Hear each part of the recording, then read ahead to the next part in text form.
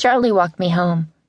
I couldn't help thinking that under any other circumstances, that event would have made prime Stone Cove gossip.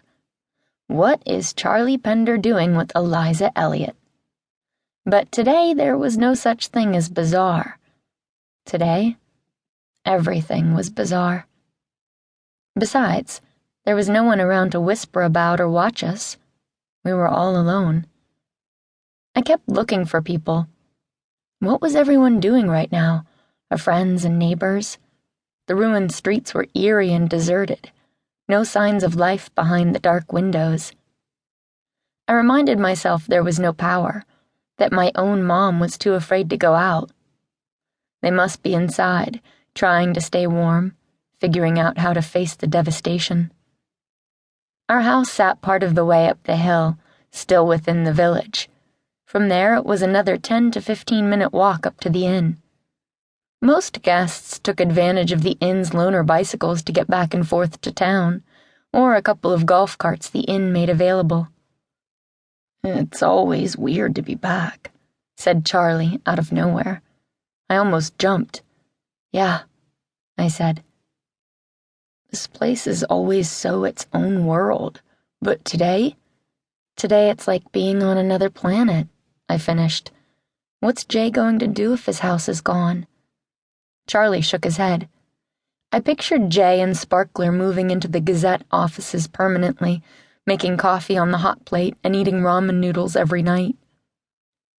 "Can we swing by Meredith's? Do you mind?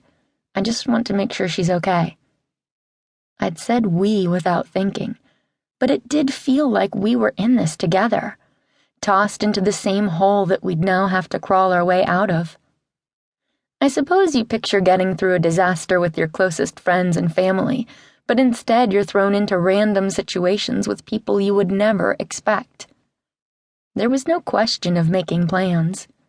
"Sure," said Charlie. He didn't seem to be in a rush. The problems were too big. You couldn't go straight at them. Addressing them would mean chipping away over a very long time. It made me itchy, though. I wanted to jump in, start, figure out some way to put things back. Fix it now. I hurried ahead. Meredith would get it.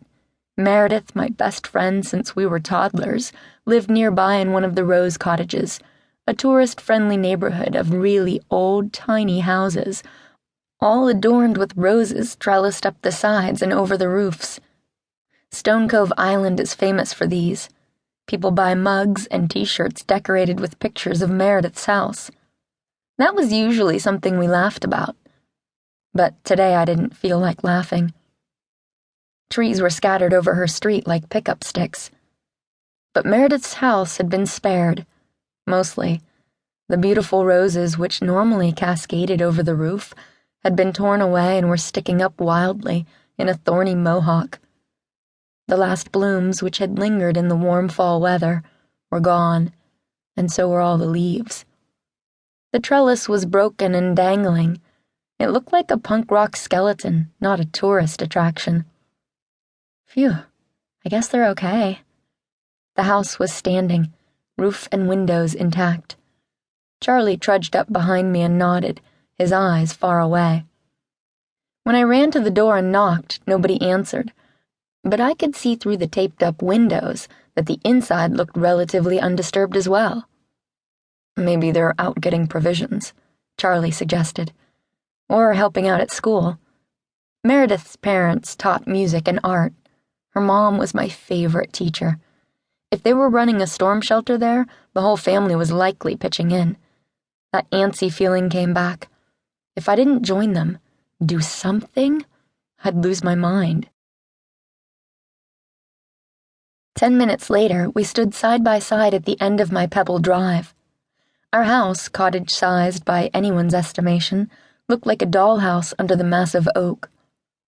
"That is a seriously big tree," said Charlie. "You guys are lucky it only landed on the porch." "I know. I don't think